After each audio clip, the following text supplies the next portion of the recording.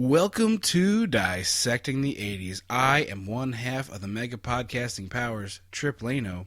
With me, as always, a man who I wouldn't let drive my Ecto-1, but I would let back me up if he was wearing a proton pack. The Macho Man Drew. Andrew Lano. I'm a pretty good driver, though. Yeah, TBQH. Mostly I don't think I'm letting anybody... I mean, if the opportunity arises, I'm driving that car. Well, no, I think, in that universe, yes. But in the universe where, we are both Ghostbusters established. I'm probably driving the car. Yeah, but sometimes I might have to. If there's two of us. If it's a two-man operation. And also one of us is also being Janine. What scenario is it that you have to drive the car? Am I incapacitated? I don't know. Or you're somewhere and hey... There's a ghost happening. Oh, I feel like we were both at the firehouse in that situation. No, I mean, you're, out of the grocery store, and, the Captain Crunch floats off the shelf. And you were, coming to get yeah, me. Hey, you need to... There's well, then in that case, you're still not driving me in the Ecto-1. Boom. Roasted.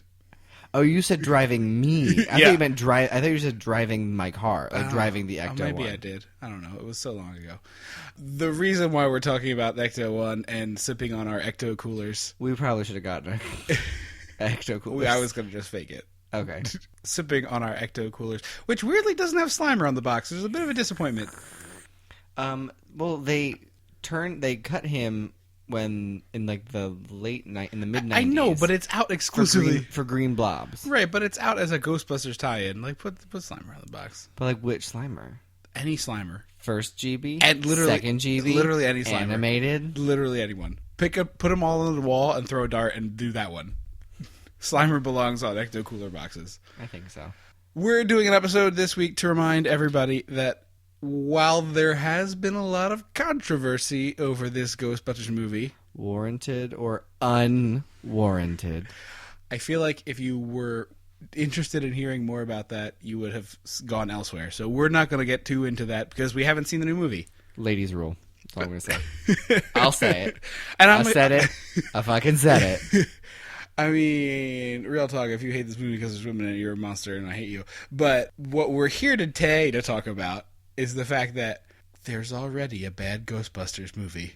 And it's Ghostbusters 2, which we watched. So you know what that means. We gotta go back, Marty. We gotta go dissect the 80s. It's your proton pack, Marty. Something's gotta be done about your proton pack. When the mega powers explode. I'm talking about the 80s. Oh, yeah. Great Scott!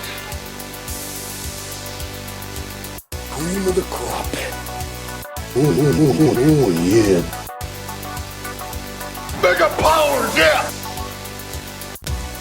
When this baby hits 88 miles per hour, you're gonna see some serious shit. So let's just dive right into this here. Right off the bat, this movie is inexplicably at Christmas time. Yeah, yes, and it's 5 years later. Yes. With very sloppy exposition. Yeah. And it's a rough sequel setup because they kind of missed the perfect window for a sequel. Once you get past 3 years, you have to do the weird, you have to do the sort of weird nostalgia sequel. I don't like Kingdom of the Crystal Skull, but it is a sequel that is mostly hey, remember all that stuff you loved about that other movie? Isn't this that stuff? Remember there's a movie that you liked? Yeah. So you have to do this weird kind of rehash going over some of the old plot points thing, which is just not all that fun, frankly, as a movie. And I don't think this is the worst movie ever made, but I would argue pretty hard with the people. Because there was, a year or two ago, this very big fervor of a revisit of this movie that happened on the internet, and everyone was like, "It's better than it gets credit for." It's not. It's really not very good. Well, I think this movie gets credited as the worst. So I think it is better than that. Yeah, credit. I mean, if you gave me a choice between watching this movie or driving nails into my foot, obviously this movie is better. Well, if we're gonna pick between two movies, we're picking this movie or hang on. Okay, for you personally, it's gonna be this movie. Okay. Or Reese Witherspoon, Mark Ruffalo, Just Like Heaven. Both feature ghosts. They do both feature ghosts. That's a really tough choice for me. That's literally comes down to which one of those is shorter, probably, because this movie's really long. It is way too long. But here's my thing: this movie includes 4 of my top 20 actors and actresses. Dan Aykroyd, Sigourney Weaver, got her. Rick fucking Moranis here and ready to go. What? I love Rick Moranis as like a human and as a performer. He is just a wonderful person. Ditto. And I don't think he's in this new movie, which is a bummer because he's acting again now. So Is he again? Yeah, because kids are all grown up. He took off acting when his wife passed. Yeah, after Ghostbusters 2, I think he was like, well, this is sort of, my time is sort of, hey, to be a dad now. Yeah. So, bye, public eye. And he just sort of quietly stepped away. Yeah, and did some voice acting. Yeah, he was in a Rudolph movie. Yeah. And everyone's kind of let it happen, which I think is the other cool part, because that doesn't happen anymore. No, that's like, true. Someone That's tries true. to be like, I don't want to be in the public. Like, Sia is like, I don't want to be in the public eye. And people are like, no, you're in the public eye. I think it's because he went back to Canada. That's probably it. Yeah. So, obviously, Ghostbusters is a great movie. And I'll say the second best Ghostbusters-related thing in my mind, and again, I haven't seen the new movie. Animated series? No, the Ghostbusters video game that came out for Xbox and PlayStation about 4 or 5 years ago. Oh, I remember that. All the original voice talent came back. It was written by, I believe, Ivan Reitman and Dan Aykroyd. That might be not 100% correct, but it was original players involved, and it was really fun and captured the spirit of the thing. Well, see, there was the animated series in the 80s that was between the first movie and the second movie. Right. And that sort of like spawned the Ecto Cooler thing. There was also another series. The new Ghostbusters. When I was young. Yeah, I watched that too. That was genuinely scary for me as a kid. Okay. Because I just remember the one episode that sticks out. Because I remember there was one Ghostbuster in a wheelchair. Yes. And another guy named Eduardo. Yeah, it was like they were diversifying. Yeah. But they like the ghosts could only travel through mirrors, and so they were all like smashing mirrors. So they were like leaving one mirror for the ghost to get stuck in, and it just terrified me. I remember that episode, and it was terrifying. That was also an episode of Supernatural. Yeah, I remember that exact Bloody thing. Mary. Mm-hmm. Yeah. Anyway, let's get into the plot here. So it's 5 years after the Ghostbusters have saved New York City. Ivan Ooze shows up, takes a break from the Power Rangers. There's a lot of purple. There's some purple goop on the street, and Sigourney Weaver rolls her baby carriage. Motherfucking Weaver. Ripley herself rolls a baby carriage through the goop, and then the baby carriage just starts like running away. You got a runaway Oscar situation. The baby's name is Oscar. Yes. Well, and here's the thing. She's screaming like... I was not implying that she was winning an Academy Award for her performance as Goop Stroller Pusher. She's an Oscar winner, right? I don't know, but I mean, I love Sigourney Weaver, but this is not peak her. Weaver. This is no. not her moment. This is not her swan song. Well, she's screaming like "Stop that carriage!" when the carriage is like steering around cars, and I'm like, this is the moment where you kind of stop and go, "Oh, hang on, this isn't normal." Yeah, this is not a hill situation. This is the problem I have with this whole movie. Nobody in it acknowledges that 5 years ago ghosts existed. Like, the Ghostbusters themselves barely acknowledge that 5 years ago ghosts existed and everybody fucking saw them. The Stay Puft Marshmallow Man walked through Midtown. It blew up all over central Manhattan, all over people and cars and buildings. Cleaning that up must have taken a month. That's what we found out. They got sued for it. But, like... This was the beginning of The Incredibles. But I can't deal with the fact that, like, Sigourney Weaver's instant response to this should be, oh, ghost shit. Especially because she was, like, first body. Yes! First body A ghost experience. took over her body! There is no Dana, only Zool. Like, what are we doing here? What are we doing? I don't know. I'm going to be talking about this a bunch, so I'm sorry if this is really causing you problems, but buckle in because, oh my god, this is insane. Like, the idea that a bunch of smart comedy writers sat down and were like, what's the premise for the next Ghostbusters movie? Oh, I got it. Everybody forgot that ghosts exist. Harold Ramis and Dan Aykroyd wrote this fucking movie. Like, come on, you guys. are the Ghostbusters. You are the two main Ghostbusters. No offense to Bill Murray and Winston. Right. Who's barely in this movie, also, for the record. Winston's in this movie for like 6 minutes. Slaying those 6 minutes, though. Yeah, of course he's he chowing is. down on that scenery for those 6 minutes, but he's only there for 6 minutes. So, Oscar has this, like, vintage carriage, and it's like one of those prams that you can rock. Yes. It's very, like, Victorian. Yeah. And it finally comes to like a complete stop, and she grabs it, and it's about to get plowed over by a bus, and it stops just short, and she grabs it. And I was thinking to myself, if this movie took place in modern day, immediately like 15 people on the street are screaming at her for being a bad mother. Oh yeah, 100%. So I guess we've had like that's the one benefit to this, 30 years ago that she didn't get like, oh my god, you're a terrible mother, I'm calling CPS, because that's 100% how that scene goes if it's in today's for sure today's world. It would have been all over Snapchat and Facebook Live. Yeah. Oh, yeah. Someone's vining it. Yeah. Or periscoping it, rather. So this is more... It goes right from this scene where, like, she's like, oh, thank God. Into the song. Yes. And we find out that the Ghostbusters are reduced to doing birthday appearances to make a little cash. Which you have also done. Not for cash. No, I did once wear my Ghostbusters costume. I love the Ghostbusters. You did it for a beer, right? Probably. I don't think it was even a beer. I just did it because I would make my friend's kid real happy. I dressed up. My buddy Nathan, his son, whose name is Oscar. I hope that's okay. Is that because of that? I asked him that once, and he skirted the issue. He said that it was probably a factor, and the fact he's a big movie person, like Oscar, the award. Oscars. But that his wife also really liked the name. He's pantomiming holding an Oscar, by the way. Yeah. Sorry, I forget sometimes this is not a visual medium.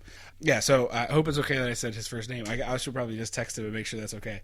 But yeah, his son's a huge Ghostbusters fan, and as Nathan and I got to know each other at work, we found out we're both movie buffs. So I was like, oh, you should see my Halloween costume I made. And I showed him a picture of it. And he was like, you have to come over. Like, it'll blow my son's mind. Because I made a pretty cool proton pack and jumpsuit and everything.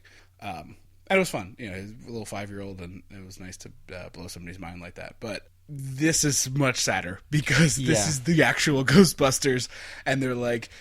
Okay, also, I didn't know the Ray Parker song existed in the Ghostbusters universe. I don't know if it did in the first movie. Okay, because they turn on the classic Ray Parker Jr. and dance to it like the Breakfast Club. Yeah, they're doing like a shimmy and trying to get the kids to dance with them. Like sort of Beyonce caveman step. Yeah. For single ladies. And the kids are always like, we want He-Man! You're worthless! We hate you, Booster. Yeah, that's exactly what it is. Jingle All the Way? Yeah, that's all the way. So it turns out the Ghostbusters were sued by every major agency in the city and the state, I guess, for the destruction that was wrought over New York. Which is, again, like, I'm going to talk about this a bunch, and I apologize. But, like, when you save the day, you don't get a bill. That is how it works. I mean, technically, but as we saw in the beginning of The Incredibles, it doesn't always work that way. Yeah, I guess. But I have a hard time dealing with the fact that how do you justify billing the Ghostbusters for that? Like in public, like how does the public not be like, are you kidding? Like they literally saved everyone's life. There was a 50-story marshmallow monster eating people and crushing cars and stuff, and they were like, "Oh, we'll fix it," and they fixed it. Like how? Well, it's like the same bullshit with the Avengers movie and the dumbass Batman movie that happened before that, where it's like everyone's like, "You're responsible for all this destruction," and it's like, well, no, they're not. They're responsible for stopping further destruction. Oh, you mean like the Civil War thing where the Avengers they're like, "Oh, you killed all these people." Yeah. Well, there's a ledger to be balanced here. They didn't murder. They might have, been party to. They inadvertently. They didn't save everyone. That is a fact. But you can't save everyone. Right. That's sort of the whole paradigm or paradox of comic books is the ultimate, like, do you save these people or that person? You don't sue the army for not saving everybody. Yeah. And it's going to happen. Right. It's just part of okay, you're doing your job, you're doing your best, it's just going to happen. Right. But to me, it falls under the same thing like a Good Samaritan law. Like, if a guy's choking, right? If I'm walking down the street and a guy's eating a hot dog and a guy starts choking, and I try to give him the Heimlich maneuver and I break 2 of his ribs, like, that guy can't come sue me for breaking his ribs. That's preposterous. And if he did, the court should be like, no, idiot, you would be dead. Like, the response to that should have been that. And I know that Lewis is not the greatest lawyer on earth, Rick Moranis, in this movie. But he's so...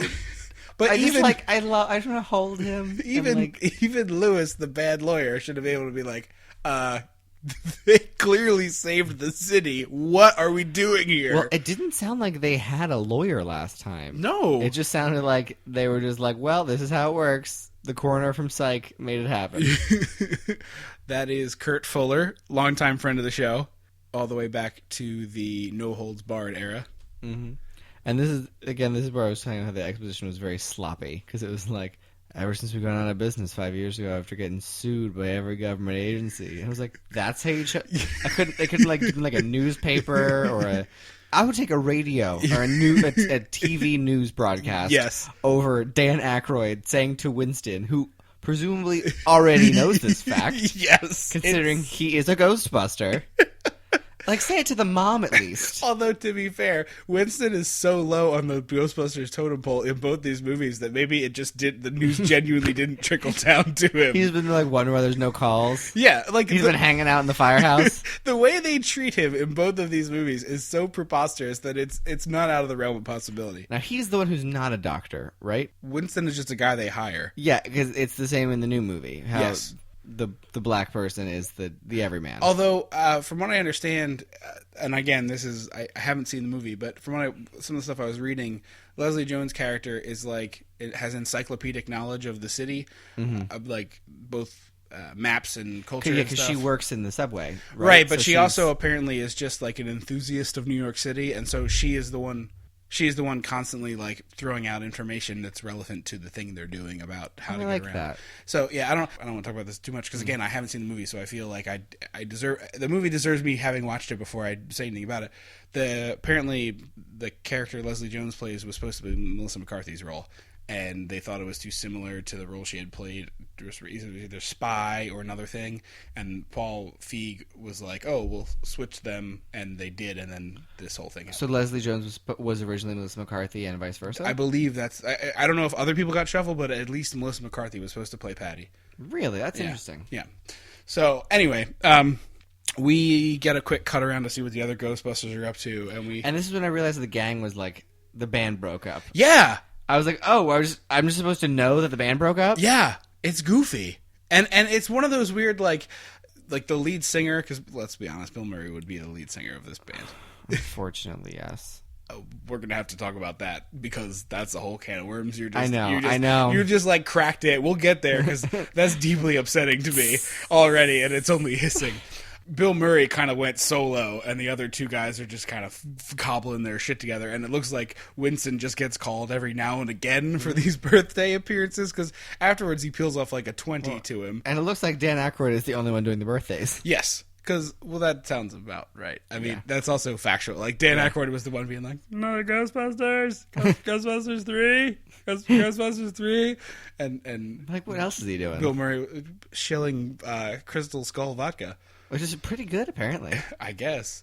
Egon Spengler is... That's Harold Ramis, since we didn't say Harold that. Ramis is studying... He's basically being an asshole to a married couple for science. He's like, yeah, we told them Sigourney Weaver comes in and is all, hey, so my baby carriage freaked out? And she's like, wait, what are you doing? Why is there a couple behind two-way glass? And he goes, oh, they think they're here for marriage counseling. They've been waiting 2.5 hours to do the counselor, and there's my assistant asking them to wait another half an hour. And they just start going off and screaming. He also says that they have slowly increased the temperature of the room until it's over 95 degrees. Yeah, it's basically interrogation techniques. Yes. And the idea, I guess, is because it comes back later, it's Chekhov's nonsense. And it truly is nonsense. They are like trying to measure whether emotions change the environment. Yeah. I mean, I think that idea of like being an empath, or like that's like the idea of like empathy or Right. like I think that is a cool plot point and could be used effectively. Sure. It is not. I will say that it is not, but I don't think like it feels like people tend to blame the pieces, and I think the puzzle is to blame because all the pieces are cool. Yeah. Like you got great pieces. Yeah. It's just the puzzle itself sucks. Like they cut out really interesting shapes and mix them up well, but what you put together is just a poop emoji. Yeah, basically. And then we cut to Bill Murray, who's going solo and hosting this psychic talk show, and it's kind of a fun little scene where he's kind of like jazz riffing with these two people, one of whom is predicting the world is going to end New Year's Eve, and the other who predicts that world would end Valentine's Day of this year. So. I was like, why didn't we do anything about that? I forgot. No, actually, I remember on the day of, I saw somebody post something like, "It's not Back to the Future Day, but this is kind of cool." And I remember being like, "Yeah, it's Ghostbusters 2, though, so who wants to talk about that?" Yeah, this is one of the few scenes in the movie where I really enjoy Bill Murray. Okay. Because he's just got a great deadpan stare as this crazy lady's babbling about the aliens. It's very like Jim from The Office. She says that an alien... Sorry for cutting you off, but she says that an alien abducted her at the Holiday Inn. No, she says that an alien took her back to his room in the Holiday Inn. But it might have been the spaceship decorated to look like a room at the Holiday Inn. And at that, it's just a straight-up Jim Halpert deadpan stare, maybe a slow blink. Like shit-eating grin, look to camera. Mm-hmm. Yeah. Can we just unpack the Bill Murray thing? Because I can't deal with this. Okay. Let's just get it out there. What is that? What are you talking about? I cannot stand his character in this movie. Okay, but like in general, I love Bill Murray. Okay, because that's what I was like. Wait a minute, can we? No. If you don't like Bill Murray, we have to end this show. Like it has to be over. I love Bill Murray. Okay. Like he's wonderful, but in this movie, it just feels like he doesn't want to. It feels like he doesn't want to be here. Absolutely, he does not. His character is a shithead. Yes, and like there's no redeemable qualities. But it just feels like the whole movie is supposed to be like, you like him, right? You like him. And it's like, no, I don't. Give me a reason to. Right, like we did like him. You can't just be like, watch this shithead be a shithead. But also you like him. Because, like, no. Yeah, it drove me nuts. I also had a lot of issues with the character in this movie, and we'll get into this later, but I was glad that it was written so that Dana kind of pushes back a lot because... Oh, I wrote a note later. Every other face Sigourney Weaver makes is like, I have had it up to here with your shit. But I think and I want to be her when I grow up. I think about at least 20% of that has to be legitimately Sigourney Weaver and Bill Murray's like actual feelings because I am Sigourney Weaver. But he clearly does not want to be here, and all the comments he made about this movie after it came out were about how it kind of like turned into a special effects spectacle and was kind of shitty. And well, was the first one not that special effects heavy? It was. It absolutely was. There's special effects all over it. Yeah. I mean, the other thing too, and since we brought up special effects, let's just talk about this right here, and we'll get back to doing the plot. And apologies for being kind of zigzagging this episode, but one of the things doing some research for this was that they kind of intentionally, according to what I read, rejiggered the ghost looks and the stuff to supposedly be more playful. And they did it like the animated series, right? And they also took away. The Ghostbusters smoked a lot in the first movie. Dan Aykroyd holds a cigar like a couple times in this, but in the first movie they're all smoking cigarettes and they try to take some stuff down. But I personally think that this movie is edited and created like the creatures are much more scary than the first movies are. Oh, I think they're certainly spooky, and they're eerie. I'm not saying that like I find Viggo the Carpathian to be like legitimately upsetting or anything, but he's definitely way scarier than the Stay Puft Man or Dana as Zool, who just is like Sigourney Weaver with a perm and her eyes are glowing. Like Sigourney Weaver in a speed skating onesie. Right. Like, to me, this movie, the part of the problem with this movie is it's a lot more intensely scary and a lot less campy scary, which is what I think the charm of the first movie is that it's kind of a campy B movie with some really great comedians in it telling jokes. Like, it works because of the actors more than the story, because the story's kind of stupid. I mean, to be honest, it's kind of goofy. I love Ghostbusters, but I deeply love Ghostbusters. It's one of my favorite movies. But it works because it's kind of this nonsense thing with really talented people behind it. And in the second one, it's this very bizarre tonal shift. Yes. That never settles into anything. Right, absolutely. It just keeps flipping between this weird sort of... It like bounces from like this sort of surrealist, non-literal to being very literal to being sort of coming of age. It just doesn't... It never finds its flow. Right. It can't decide what it wants to be. So anyway, let's get back to the thing here. So we got Kurt Fuller in the house, like we said, longtime friend of the show. He's hanging out with the mayor, advising him not to talk to the Ghostbusters because there's like a really brief walk by where the mayor for some reason is behind the scenes of Bill Murray's talk show. I don't know why. And Bill Murray's trying to be like, "Hey, Mr. Mayor," and then Kurt Fuller's like, "He's not talking to you. Get out of here." And then we cut from Bill Murray to Sigourney Weaver, who is now inexplicably working as an art restorer. I was going to ask did she have a job in the first movie? Yeah, she was like a famous cellist or whatever instrument it was, like stringed instrument. She was in the New York Symphony. Oh, that's right. And there's a throwaway line later where she's like, now that Oscar's a little older, I'm going to try to get my job back at the symphony. How did you go and get, like, art restoration isn't a job, it's just like entry level work. It's not like you call up a temp agency and they're like, well, we got an opening at the art restoration clinic. Yeah, like, that's hardcore talented work that is done by highly skilled individuals. And I'm not saying Sigourney Weaver couldn't do that, but it seems unlikely that the famous cellist for the New York Symphony has a degree in art restoration or art history. But we do get to meet what's his face? Janos? What? Yeah. I just wanted to hit him in his stupid face that he's clearly a parable for homosexuality in the 80s. So I didn't put that together. That's interesting. Let's unpack that in a moment. But in doing the research, I read that he intentionally made himself as off-putting as possible and then would do it full-time like a method actor. Like, he would not just hang out with the other actors. He would only do it. He would only come to set and be this weird creeper and then leave, so that he wanted to stay this, like, weird monster creeper. I like that. Yeah. I can respect that. I mean, I hate the character too, but yeah. that is dedication to a part. Also, not necessarily related, but we're hanging out with Sigourney Weaver and her son Oscar, who are played by John Denver's nephews. I know, it's cool, but yeah, no, he's very clearly a parable for homosexuality. No, I get that. I get that he was like.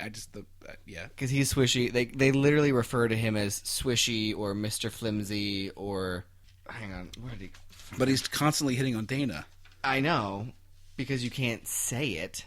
But what does he call him? But why is he creeping so hard on Dana if he's gay? Yeah, the Wiggler. They call him a Wiggler. A Wiggler. I don't know. I think because they couldn't do that. They couldn't go full ham with it. But it just feels very much like it's just sort of, to me, it felt like a parable for homosexuality. I mean, the character certainly seemed gay, but so the Ghostbusters go to check out Dana's apartment, and it's Ray, Venkman, and Egon all there. Even though she wasn't supposed to tell Venkman. Right. She had asked Spengler not to tell Venkman. Oh, that's we skipped the scene at the bookstore. Yeah, we did. Yeah, when Sigourney Weaver had come to Harold Ramis asking for help, and she said, "Please don't tell Bill Murray because we broke up. Also, I got married after that and pregnant and had a baby, and then my husband left me, so I'm single again. But don't tell Bill Murray. Bye." Yeah, which is a weird, like, it's just like a lot of weird things. Yeah. Why? Why couldn't it be like, my sister had a baby and died, and now I'm married? Like, yeah. I mean, I guess they actively didn't want it to be Bill Murray's baby. Yeah. So that when he bonds with the kid, it's like, ooh, he's Mm-hmm. But you could have done that without having her get married, and then he left her. Well, I guess she couldn't have had the kid out of wedlock because then she's a slut. I go with my thing. It's her sister's kid. I don't think you're wrong. I'm just saying, clearly that's what's happened to. So we're investigating the apartment, and we're using all sorts of Ghostbuster gadgets and beeping and booping and blopping all over this apartment. Bill Murray's playing with a baby. Yeah, making faces and stuff. They can't find anything. And Dana is calling him on his shit because he keeps being like, "Oh, why don't you go out with me?" And she's like, "Because you're an asshole. I left you because you were never serious." Yeah. Because he's like, "Oh, why wouldn't you marry me?" And she's like, "Because I brought it up and you would fall asleep every time." Yeah. So Yeah. Yeah, that's what, I love her because she takes zero shit. Yep. Has great hair, and makes amazing faces. Absolutely, all things are true. So then she says, "Well, hang on, let me show you where the pram. What is it called in America? A stroller. A stroller. Is it a stroller still? If it's that big old thing? Yeah.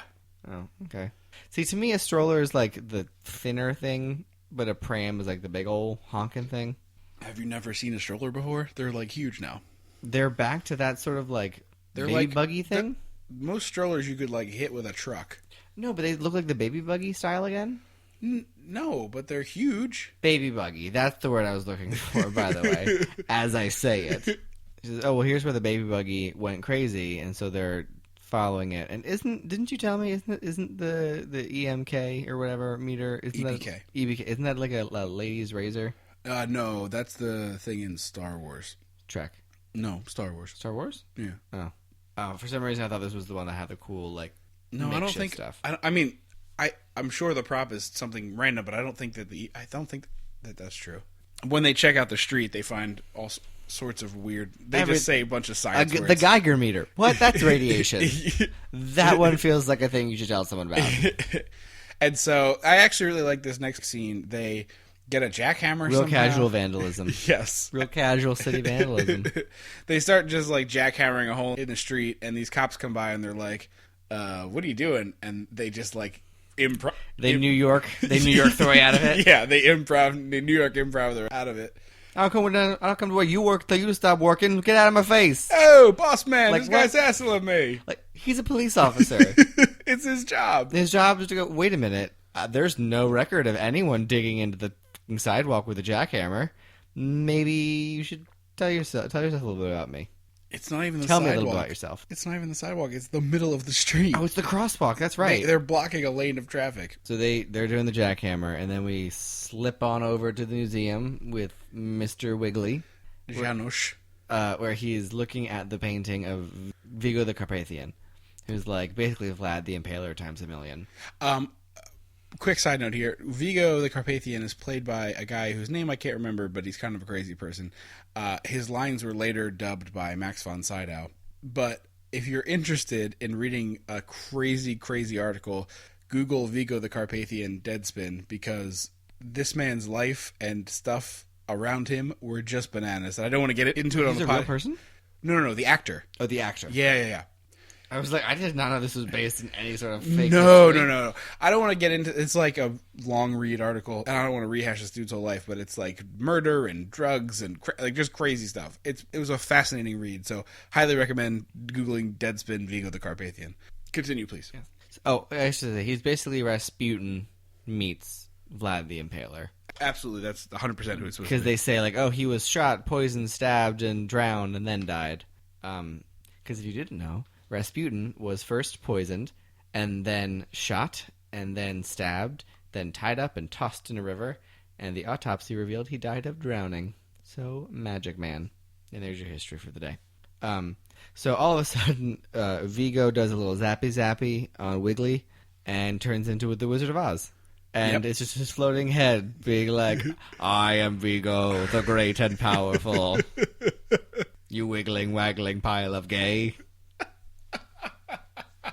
And I'm allowed to say that. It reads very Wizard of Oz, right? I'm not crazy. Oh, it does. Yeah, I hadn't thought of it before you said it, but it's definitely, you're right on the money. It's just the floating head like the wizard.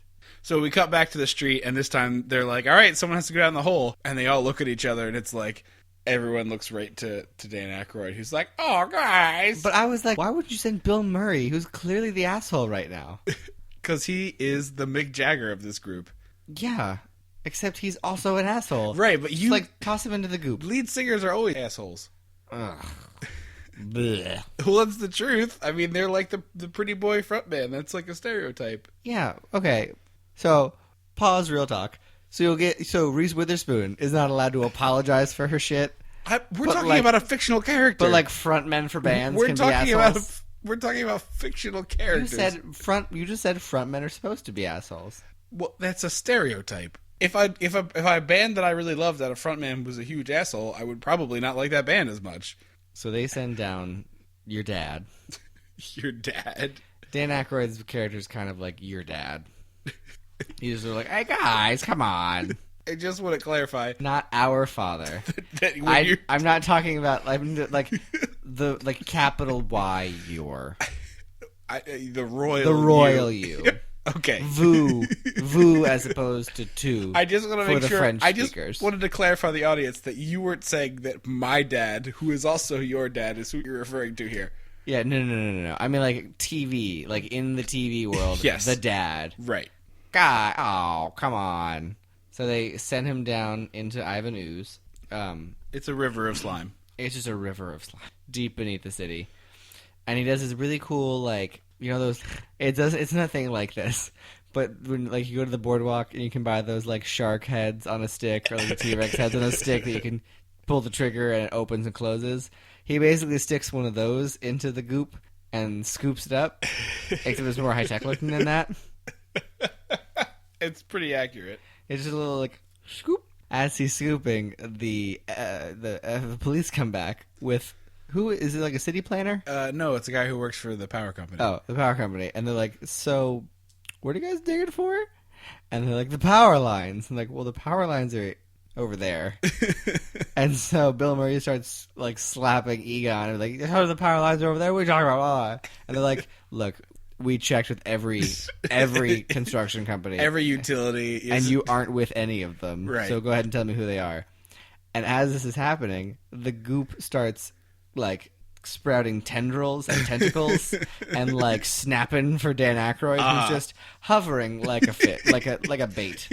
He's just dangling. Yeah, he's dangling. He's like a worm on a hook in the ocean, and he's like, "Guys, please get me out of here!" And in the like mad dash to pull him up, he knocks over a metal pipe into a power line that's down there, and blackout For the whole city. Which seems like that's poor city planning. It seems unlikely to be the true way it's set up. So, do we know, like, what is the goop really? Like, in our world, when they filmed this movie, what did they use for goop? Do we know? I thought it was all, like, claymation. Was it? I have no idea. I mean, there's a scene later when the bathtub is filling with water, and then all of a sudden it turns to goop, and it's, like, sort of solidifying as it hits the water and spiraling. And I movie nerd, I'm always like, oh, I wonder how they did that. Like, I wonder what substance was used to make this Ivan Ooze goo. And it's not on IMDb. It's not on, like, gbwiki.com. Yeah, I mean, I assume probably on the special features of the DVD if you want to borrow it. I could, if I felt like it. But we forgot to mention, Vigo says, I need a baby to come to life, and if you can get me the baby, you can help me rule the world or whatever. So he goes, oh, the baby. Dana has a baby. I'll go to her. So in the blackout... Also, I want to keep Dana afterward, please. Yeah. Oh, is that... Yeah, he asks that, if he can have her. And he's like, I don't fucking care. I just need the baby. I will keep Dana. You will keep Zul. Not Zool. Oscar. You keep Zul. And so he just shows up at the door in the blackout. And she's like, hi. And he's like... Hello, Dana. I thought I'd just come in. And she's like, no... Have a good night. I was in the neighborhood. I thought I'd check on you. Yeah, basically. And she's like, I'm good, thanks. Have a good night. And she just shuts the door in his face. Again, with a look of like, I've had enough of your shit. It's a blackout. I have a baby to take care of. Excuse me. And then his eyes turn into high beams. He starts scanning for the baby, I think. In the hallway? Yeah, I thought he was like X-ray visioning through the wall. Oh, that was not clear. That was not made. Well, that's what I thought it was, but I think later he just had, like you said, high beams, so he could leave. Because I thought he was looking around, and it looked like he stopped on like a fire alarm. Right. And I was like, oh, he's going to pull the alarm, and she's going to run out with the baby, and he's going to take the baby. Nope, that's the end of the scene. And at this point, the Ghostbusters have been arrested. And brought into court. Yes. And by the Ghostbusters have been arrested and brought into court, it's Ray, Venkman, and Egon, because, again, Winston doesn't have anything to do. No, Winston's there. Not in the courtroom. Absolutely not. He is not in the courtroom. Oh, no, that's later when they go to the psych ward. Yeah, they get Winston later, but for like... Well, technically, no, because Winston wasn't there. Again, why? He is a Ghostbuster. Because technically, they are not supposed to be practicing ghostbusting. Right. They have a... They're non-practicing Ghostbusters. They are lapsed busters. Yeah. Christmas and Easter, no other times. So they're in there. There's a smarmy ass like There's a smarmy ass like district attorney being prosecutor, like, yeah. I'm gonna shut them down, and yeah. like a flip of her hair, and then they're like, we have a great lawyer, and Rick Moranis and his like Rick Moranis-iest. Like the most Rick Moranis he's ever been in his career. Peak Moranis. Like hair all asunder, big old lips. Hey guys, I'm more of a tax lawyer. Just like, oh, I love it. It's so much. I do too, but I cannot deal with more of this insane nonsense of like, again, nobody remembers what happened. Well, no, because the court clearly says this court does not recognize the existence of ghosts. I know. Also, I don't believe in them either, the judge says. I know, and I want to kick him in his fat, stupid head. Oh, like, well, his character doesn't make any sense. Like, he literally starts screaming later as of no volition. Like, yeah, just you mean yelling at them? Yeah, because he's like, I have. Here's my decision. Boom, gavel. Because that's how much he disbelieves in ghosts. But it's like a surrealist movie, like something you'd expect in like Wrist Cutters, the love story, where like everything's not what it seems, and this is just weird. And I was like, oh, maybe it's... Later we find out that the ooze is concentrated hate and evil. So I was like, oh, maybe it's that. No, because his actions were having an effect on the ooze. Right. Not vice versa. Right. So it was just a weird yelling moment. Yeah. I think it's supposed to illustrate, like, that's how much he doesn't believe the ghost exists. And then, out of nowhere, he's screaming and the goo is bubbling. And the Ghostbusters keep being like, can you just, I know, you just need to take it down. And the judge, meanwhile, is like, you should be burned at the stake. Yeah, he says, I would burn you at the stake. Yeah. Like, they're witches. Yes. And it's 1750 or whatever. So they look at each other and just, 1600s. like, point down, and they all duck behind the desk as the goop explodes with 2 floating electric chairs housing Muppet ghosts that look like Statler and Waldorf. Yeah, but they are very Muppety. That is an apt description. But they're also kind of like unsettling Muppets. Like, I don't know if you watched that ABC TV Muppets this year, but I don't know if this guy, perhaps. Oh no! Oh, the guy you're talking about. I With know the you're talking eyes? about. Yeah, he is a Muppet. He's not new for the show. Okay, well, I was going to say, I'm sure someone will correct me and say that It was me. I corrected you. But like, he is deeply unsettling looking. That's the point. Yeah, I know, but I don't like it. I want to say, I'm probably wrong now. I want to say he was first introduced in like Muppet Treasure Island as a creepy pirate. We're gonna get so many tweets. I know. My boyfriend is going to yell at me and be So like, many "Excuse tweets. excuse me, that's not his first appearance." So many Muppet tweets. The Muppet Society is going to lose their mind. First, the show got canceled. Then we don't know shit about the Muppets. Yeah. First, we made all those people angry on Lord of the Rings. Then the Muppets. Then the Orchard Farmers, That's right. and then it was the Muppet people. Yeah. So they're flying around, and the judge. Okay, I wanted to see the judge track here because they're under the table. All of a sudden, the judge like wiggles his way up the front, and I was like, "Did you like dive He roll did, yes. off over your high pharmacy counter onto the floor and like monkey roll under the table, you old man?" So they. But also, again, to reiterate the point, like, certainly television news cameras captured the insanity that was in 1984 ghost busting the Stay Puft Marshmallow Man. That this judge is like, I don't believe in that shit. Makes him an asshole. It does make him an asshole. Well, the best is that their response. He goes, "You got to do something." Like, why don't you tell me you don't believe in them? Legally, we are not allowed to pick up our ghost fighting equipment. We are prevented from busting. Yeah, that was Rick Moranis. He's like, my clients are not at liberty to a estrangement order.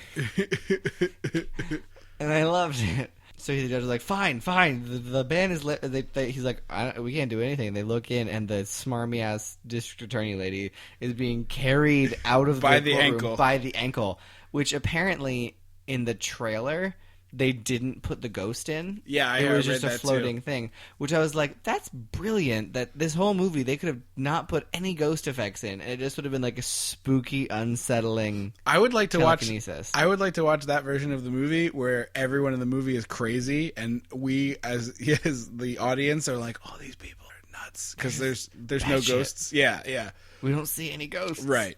And then the judge is like, "Fine, the ban is lifted. Go get your shit." So they do, and they're like, kicking some ass, taking some names, doing their stuff. Yep. Destroying a courtroom. Just destroying a courtroom. So they're proton pack gun things. Yeah. What exactly? Unlicensed nuclear reactors. No, yeah, but like, what exactly do they do to when they shoot a ghost? Yeah. It's a lasso, or is it a stun gun, or is it a? It is it captures the ghost in some form of particle energy. But I thought the foot trap was The foot trap traps them, but the proton wand fires a beam of accelerated. I'm making all this up. Fires a beam of I'm sure someone on the internet knows the answer to this question, but I'm telling. and they will let us know. Yeah, I'm as someone who has just watched the movies. It fires a sort of beam of particle energy that captures the ghost, and they're able to move the ghost into the trap with it. Gotcha. Okay.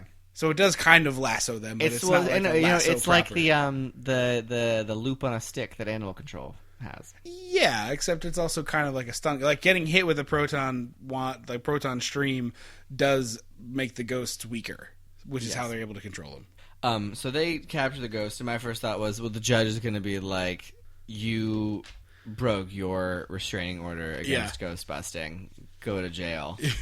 And I was waiting for it. Waiting for it. Yeah, and it never the came. rug out from under. No. Well, I again, like, if you've actually seen ghosts, you're not allowed to be like, ghosts aren't real. Like, Right. again. I mean, you are, but then you're an asshole. Yeah. So we get, like, the Ghostbusters are coming back montage. We have Janine, who suddenly looks like the cartoon version of herself. I love this Janine. Like squad goals is this Janine. She's got this kind of weird pixie bob haircut. It's a nice bob with a lot of volume, some big round glasses, a lot of leopard print. Oh, yeah. Cyndi Lauper voice. Yes. And I'm in love. I just love Janine. However, massive downgrade in that she was kind of with Egon in the first movie, and now she's kind of with Lewis. I think Lewis deserves it. I mean, that's a big drop off for Janine. Well, no, I story, think it's the TV series.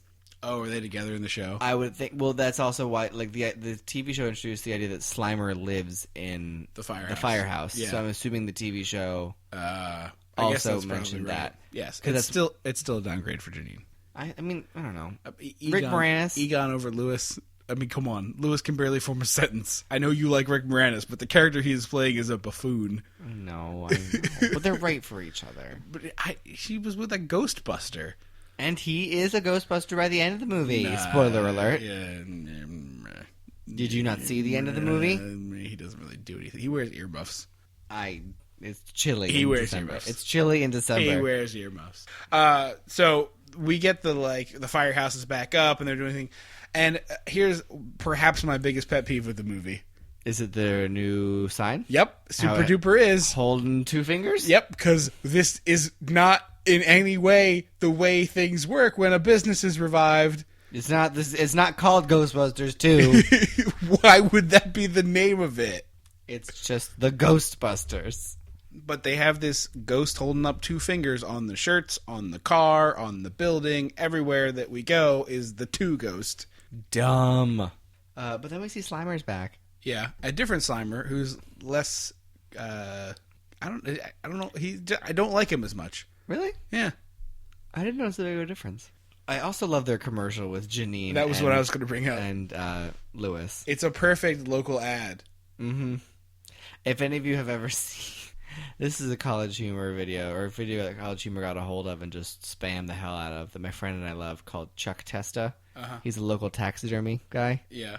And it'll be like, it's literally him going, I bet you thought that bear was real. Nope. It's been taxidermized by Chuck Testa. Me. I will have to tweet it or something, because it is so funny. But it's basically this. I'm just like, oh, Lois, I thought we're going to have to move. They're in bed together. The ghost is back. And there's like a cardboard ghost on a string that wiggles by the front of the camera. And the mayor's assistant is watching this commercial like, ugh. And then he's like, no, the ghost is going to move. And he calls the Ghostbusters. But who are you going to call? The Ghostbusters. And this is all set to a rap. Yes, it is. It's a montage set to a rap. It is. So we have this montage, and then we learn a little bit about mood slime. And then they put some mood slime into a toaster, and they make it dance to Jackie Wilson, which is officially Chekhov's Jackie Wilson. Yes. I think that's the first. I must be. They earned the Chekhov's blank patch. Well, so as they're yelling at it, I'm sort of piecing together this movie like, oh, it's like responding to hate and evil. Okay, I'm on board now. They're setting something up. Yeah. And then there's a random fart joke. Yeah. Before they get to the dancing toaster. Yeah. And the dancing toaster has really great Foley work. It does. It's all clattering. Pong, Yeah. pong. So we cut back. A bit of a sissy. That's what Bill Murray calls what's see. his face. Well, we cut back to Creepy Janosch, who is hanging out with Vigo. No, hanging out with Sigourney. Because this is when Bill Murray comes in, and he's like, "Who are you? You have to leave." Oh, right. Yeah, so he visits. Yeah, Bill Murray goes to visit her at work, and Sigourney. she's like, "I hate this painting of Vigo," and he like jokingly picks up a palette and a brush and like, "Well, let's give him a mustache." Except he doesn't say it that charmingly and sweetly. It's like, "Let's give him a fucking mustache." I thought it was kind of funny. And then, what's his face? European dude just loses his mind. No, you leave. You have to leave. So we go to Dana's apartment after work, and she's about to give Oscar a bath, and takes her own shirt off, kind of inexplicably. Had to see a lacy bra in this movie, I guess. Yeah, I mean, I can kind of get it. Like, you're going to get splashed around if you're doing that with Yeah. your kid. But, oh.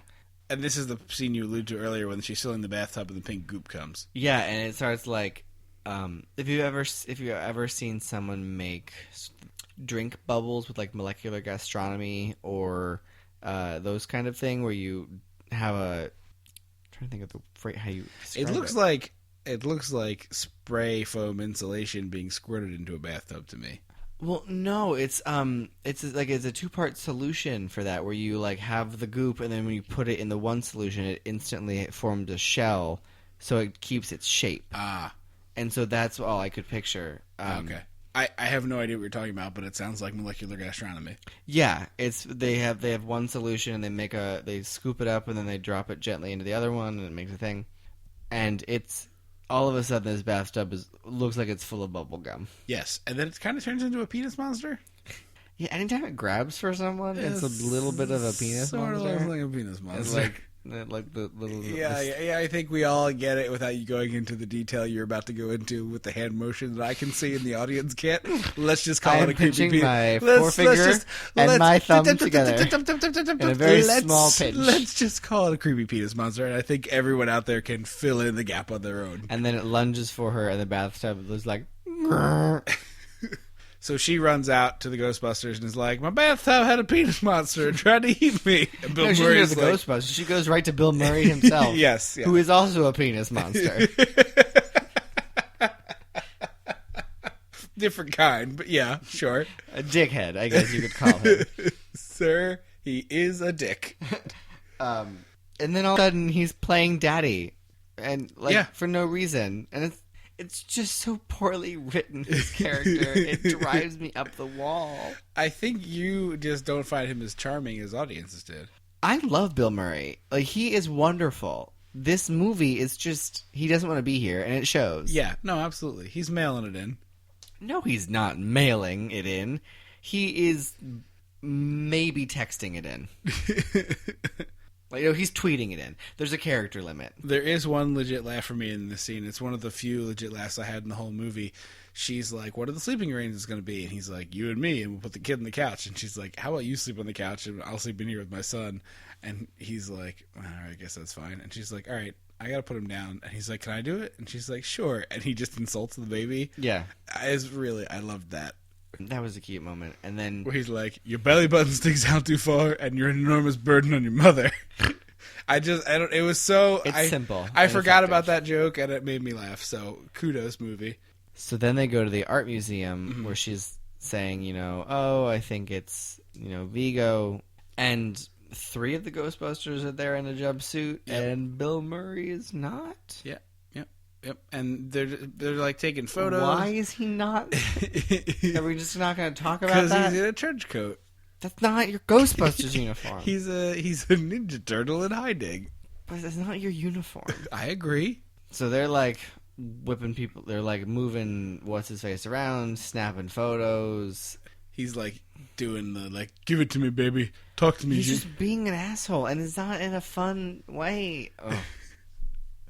All right, I think we need to let go. Bill Murray is an asshole for you, and there is no reason for the city not to know what ghosts are. Ghosts are real, and Bill Murray. All right, let's end those lines for the podcast. We missed the hint.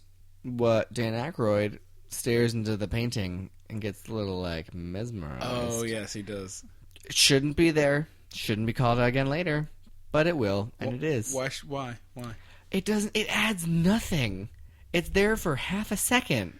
It adds no tension. It doesn't offer anything up. Yeah, and the turn at the end is useless too. It's garbage. Yeah, no, you're right. You're totally right. It doesn't serve. It doesn't help. You are 100% correct. It's just for a random twist to happen. It's filler. Yes. It's if anything I can cut out of this movie to trim it down to a neat 90 instead of an hour 50. Yeah, it is almost 2 hours long, and it is almost 2 hours too long.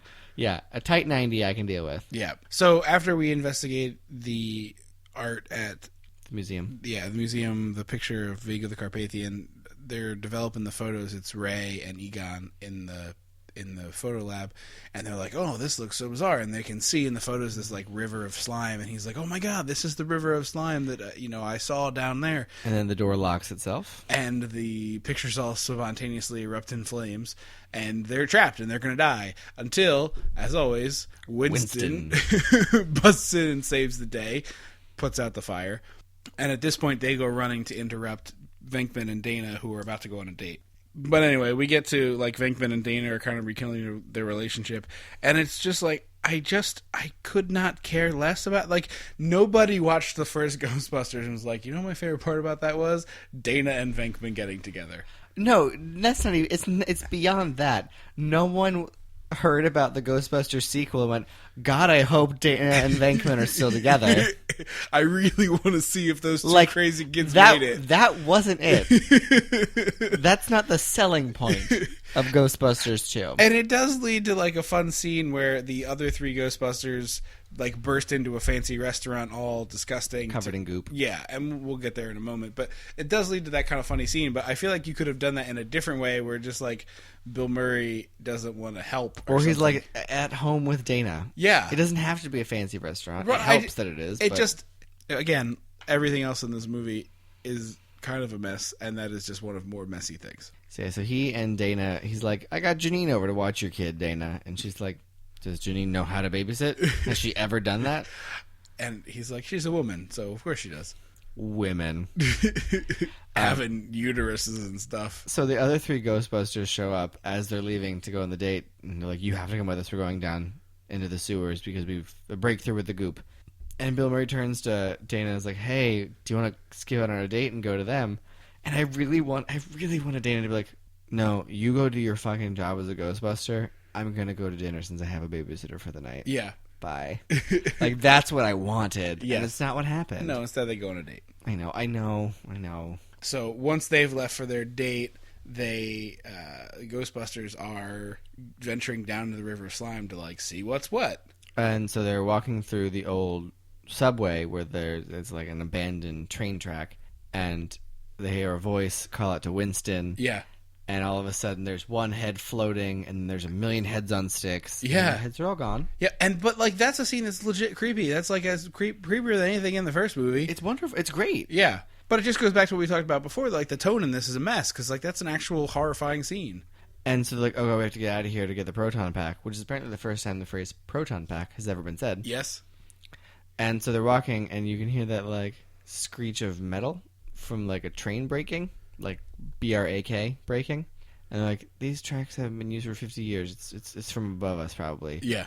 And then a ghost train is flying at them, and Dan Aykroyd and Harold Ramis dive off the tracks and leave poor Winston there alone to get run down by the ghost train. Which doesn't do him any harm, but just seems deeply unpleasant. Like, guys, he's part of the team. Yes. And he's like, oh, that must have been that. Harold Ramis instantly knows what train it was because it derailed and killed 100 people. And he's like, did you happen to catch the train number? And Winston's like, no, I didn't, because it went through me. Oh, scared the piss out of me. Remember that time you got to watch it from the side? Did you get the number? Right. So then they get to the ooze, and they try and find out how deep it is, and they drop a plumb line, and Which it is catches. inexplicably attached to Winston's belt. Reasons. Plot. Like, why would you attach a plumb line to yourself? That's so stupid. So then it gets caught, and it's pulling and pulling and pulling, and Winston gets sucked right into the goop. And in today, the movie would have been them going, uh-oh, and leaving. You think they would have abandoned him? It would have been like, they wouldn't have jumped. They look at each other and go, ugh, and like hold their nose and jump in. Right. I don't think it would have been that level of response. Well, I think it would have been like they run alongside the river. But they couldn't. There's not a run alongside. That's what I mean. Like in today's... Oh, they would have made it so they didn't all have to get in the goop. I see. It would have been like, he's stuck in the goop. We're going to run alongside as he's bobbing up and down. Right. And again, poor Winston getting stuck with the shittiest job of the whole thing. So then they come out and they're yelling at each other. And again, I'm piecing together this movie. And I was like, oh, because it's concentrated hate. Yes. Or because it reacts to hate, it's concentrated hate. Which means if you touch it, you get really hateful. It's like the blame thrower. Yes. In Mystery Man. Which is a movie that 3 people on Earth have seen. And 2 of them, it's you, me, and our grandmother. Yes, that is it. And so they're I forgot to mention, they're wearing Gordon's Fisherman Rain Slickers. Yes, it is very delightful. So they're all covered in the pink goop as they climb out of the sewer hole in front of the art museum, and Dan Aykroyd and Winston instantly start yelling at each other. And Spangler's like, "Wait a minute!" and like takes off his clothes, like, "Guys, you gotta strip down." Yeah, they're all wearing one-piece long johns. Yes, but also their heads and hands and their body, like they're soaked in this goop. They take the clothes off; they're still soaked in the goop, but it just like the spell ends. Yeah, the spell is broken. It's midnight. Meanwhile, Janine and Lewis are babysitting the baby, and Lewis is completely oblivious to Janine being like, "Hey, you want to do sex stuff?" Well, it's because he's like telling the baby a story of Snow White and the Seven Dwarfs, like as a lawyer would tell it, and like being silly and funny and adorable. And she's clearly fawning over him being good with the baby. And then he puts the baby down, and instantly it's on. Yes, like if she could hit a button and the lights would dim and Marvin Gaye would come up as like some candles lit, right? That would have been what she did. Meanwhile, the Ghostbusters burst into the restaurant. They're all covered in pink slime and interrupting this, fancy 5-star French joint. To be like, hey, the goop, it makes people angry. We figured it out. And they call the police and they're like, good, take us to the mayor. And so they go to the mayor. They get arrested, I guess, technically. Yeah. And then they go to the mayor, and Dana goes home to find Lewis popping up on the couch like a gopher or a meerkat. And you're like, I didn't know anything was going to happen. And she's like, I don't give a shit because we never dated. Yeah. So go for it, yes. I guess. Also, you have your clothes on, so how bad could it have been? How much fun could you have been? The Ghostbusters have a very brief meeting with the mayor where the mayor's just like, nah, don't believe it, even though he was the mayor when they saved he doesn't believe it. He's just like, I don't have time for this right now. But again, this is a man who lived through the previous ghost busting and ordered the ghost to be busted in the previous film. It's the same mayor. I guess. Because Winston's the one who like explains it to him in layman's terms, and then Kurt Fuller is like, you guys are, he's being smarmy. And then Dan Aykroyd's like, I bet New York Post we want to hear about this. And so they start like, they pull on me and my friends and start drafting like pun headlines. And they're like, Slime Square. And he's like, oh, hang on. Would you mind talking to the folks downtown? I was like, oh, they're getting arrested. Nope, getting committed. Yep. Straight jackets and everything. So then they go back to the house. And we cut back to the house with Dana and Lewis and Janine. And Dana's like, can you guys go home? Please. I just want to sleep. And then the window opens in the baby's room. And Dana feels the breeze. And the baby's out on the ledge, standing on the very edge like freaking Batman. Yes. And here comes Janos dressed as Mary Poppins with a baby buggy. Janos? Yeah. No, it was a ghost. No, it was Janos. It was a ghost. It's 100% is Janos. It flew in the air. I know. It's Janos. How? It is the same actor with a babushka thing on his head. I didn't know that because even says it's Janos. How did I miss that? I don't know, but Janos as a ghost somehow like astral projected and came to steal Oscar. A floating Mary Poppins with a pram. His arm extends and picks up. So now that the ghost can pick people up, yep, and put them in a floating pram that isn't there, and do a Space Jam arm stretch. Yeah, and so she goes, "I know I have to go," and she runs home to the museum, and Lewis is like, "I gotta rescue the guys." That's not my best. I gotta work on that. It was not. So she goes to the art museum. And all the goop starts seeping out like The Shining. Yes. And then she sees her baby on a pedestal surrounded by candles in a circle. And then, what's his name? Vigo the Carpathian? No, the Janos. Because it's not a name. That's why I can't. That's why it's not sticking, because it's not a fucking name. Oh, what? All the American names are names now? Janos? Yeah, Jan. I've literally never heard of anyone called Janosch. Well, you've never traveled the world, apparently, because he is from the Carpathians. I don't think. Okay. The character is from Carpathia. And he steps out and he's like, I was hoping you would come. And she's like, That was a good shadows. thank you. And she was like, get the hell away from my baby. Goes to take him and gets thrown back through like a grate. Yes. Or It looks like a confessional booth. yeah, it's very weird. I don't know where this is. Like, what is going on here? And he's like, come midnight, he will be the new ruler of the world, and you will be the mother of the god. And she's like, what is happening? Again? Meanwhile, the goop has escaped, and it's just gooping all over New York City. Oh, everything's on buck wild. There's a scene where a woman's mink coat comes to life and attacks her. It's my favorite scene. It was supposed to be in the first Ghostbusters. Oh, really? At a fashion show. There was supposed to be a fashion show sequence where a ghost came in and like possessed the mink coat, and then it didn't make it, so they put it in this one. It was hilarious. It's a little jarring though, too. Yeah, they're They're creepy. Yeah, they're chewing and biting and stuff.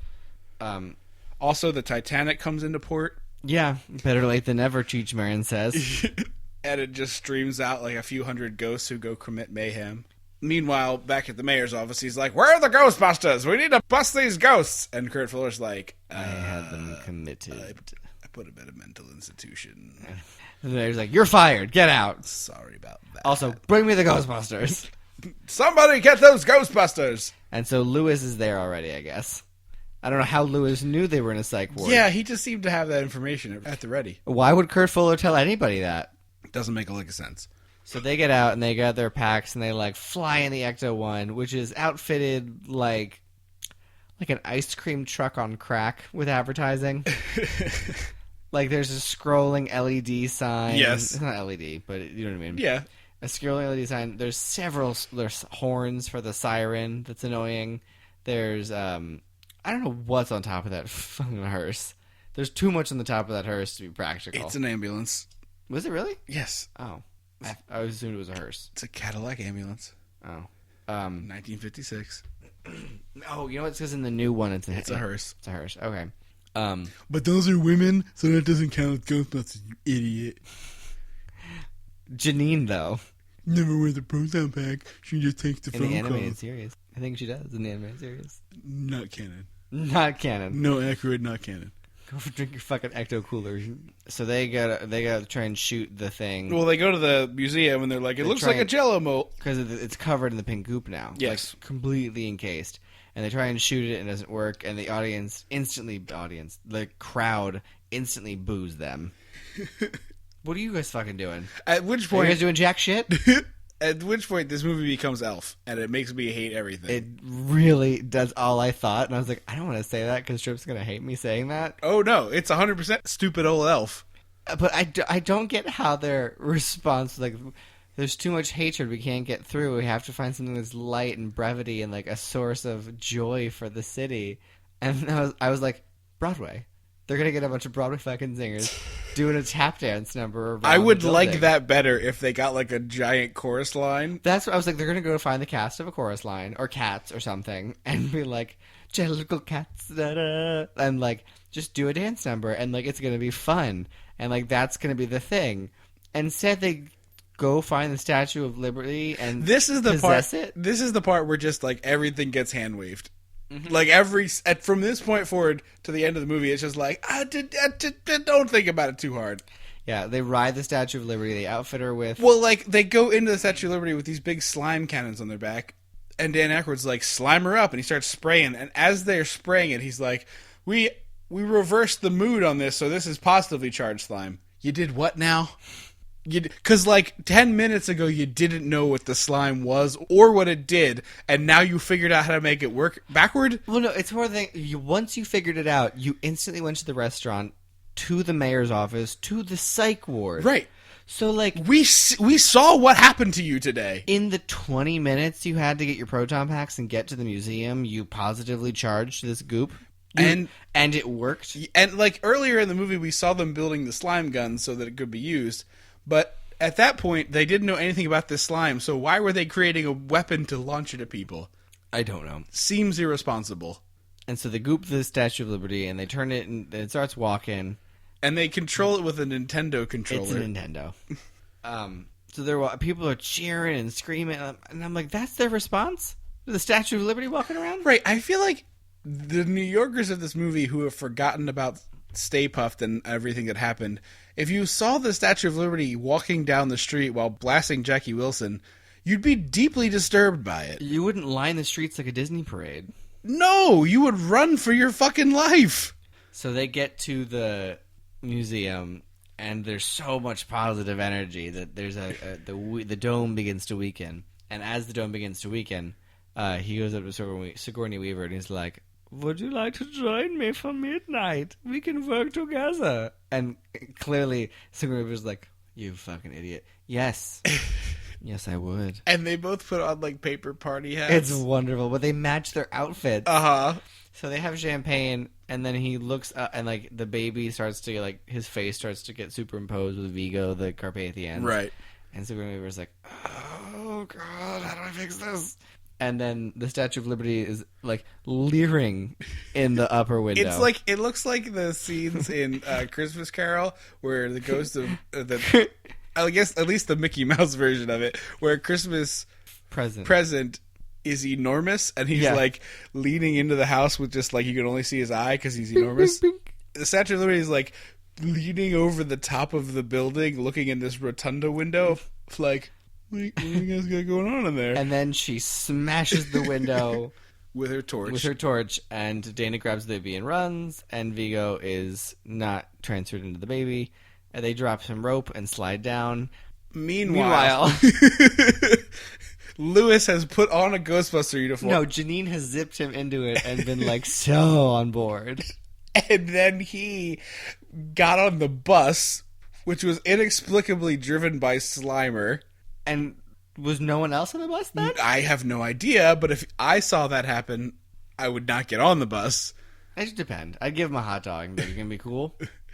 And then he takes a bus to the museum, and as the Ghostbusters are, like, actually solving the problem, he's shooting the front door with a proton pack. It's adorable because he runs, he's like, gotta get this proton pack is heavy. Gotta work my cardio. I'm a member of the team. So they get inside, and they turn around, and Vigo isn't in the painting anymore. Nope. He's walking around. And doing, like, a weird double vision thing. I don't get it. Bill Murray hides the baby behind a box. Which is not a real safe plan, Bill. No. Not at all. So they're doing the thing, and then they're fighting Vigo. No, yeah. So when we were, it's like wrapped up, and she's at a commission. They're trying to she gets. It's like an air conditioning tube or something that wraps around her, and they're like the plasticky thing that people use to make robot arms. Yes, and then they slime Janosch, like super slime him. Yeah, he is the secret slime action. He gets double dared. The secret slime action is being a fucking creeper.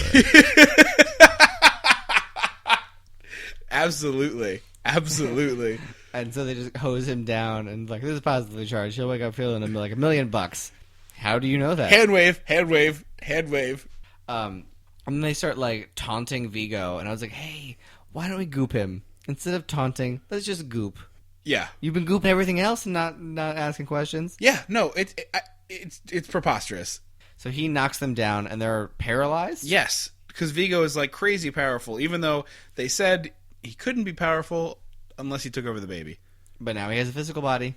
Like he's not ethereal at all. Right, he's like walking around. No wavy. Yeah. He's a human. So Bill Murray tries to distract him and be like, "Hey, don't take the baby." Right. I'm Bill Murray. And at this point, they realize that the crowd is outside singing, which is like providing a positive energy. Singing Auld Lang Syne. Which is bullshit because nobody knows the words of that fucking song. Should old acquaintance be forgot? Uh-huh. And never brought to mind. Uh-huh. Should old acquaintance be forgot? Uh-huh. Forgot. And never brought to mind for Auld Lang Syne. Okay. It's just those are the four. Uh-huh. But those are the important four. And the rest of the song goes... I don't know. Because they're singing the verses and the key changes and the bridge. Some guy plays like a solo. It's bananas. Yeah, Vigo hears it and it's like, blah. I can't deal with this positivity. So it's not played by Arnold Schwarzenegger. No. So they zap and goop him, and he gets kind of like thrown into his painting, but he's still moving around. And Bill Murray catches the baby, Even though he's paralyzed, he like becomes unparalyzed enough to like stick his arm out. And then they all get up and like, oh, we're safe. And then I'm like, okay, this movie's over. I guess he's stuck in the painting. Just kidding.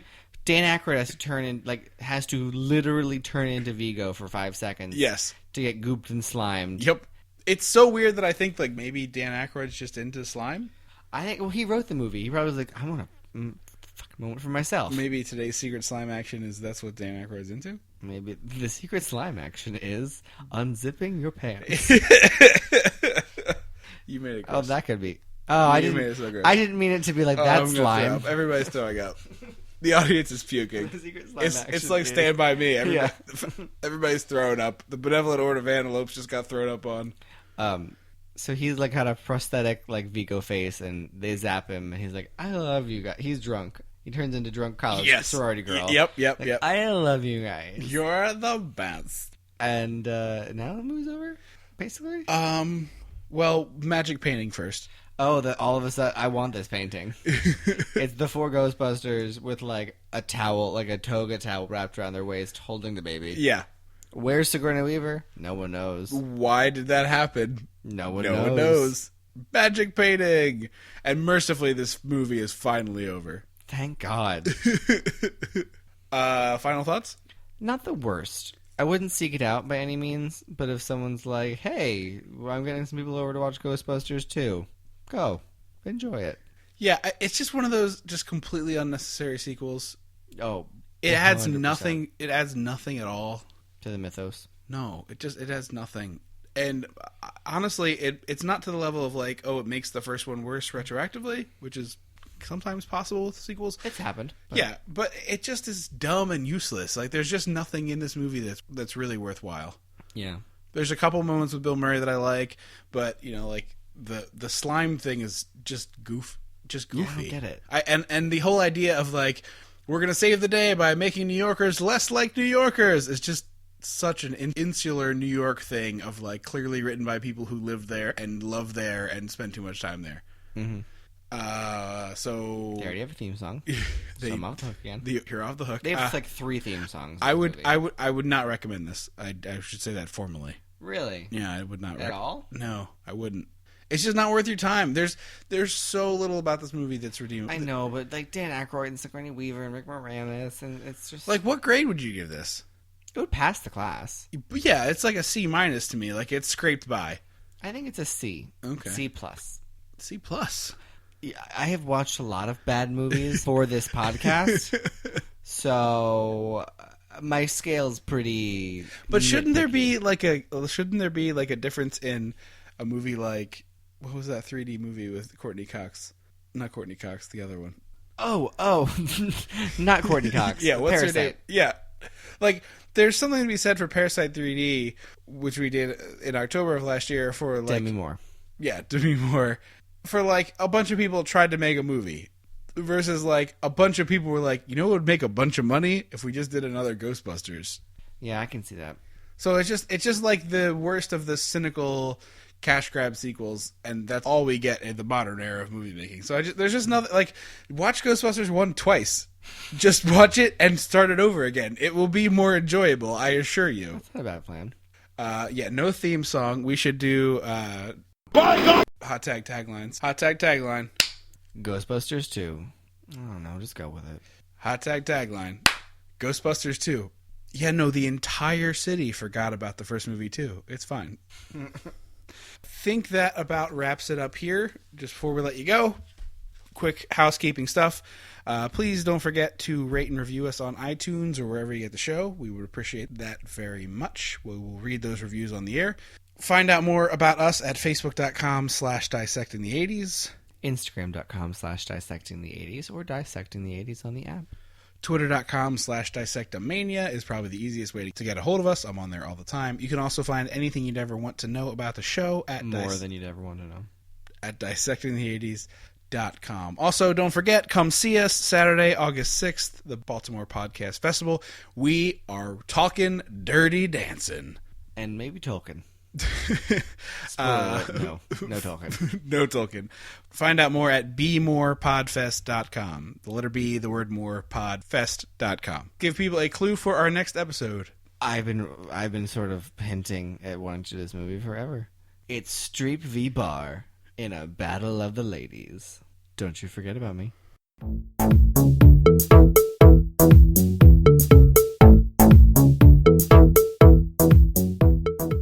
Dissecting the 80s is a Chum Some of This production. Don't you forget about me.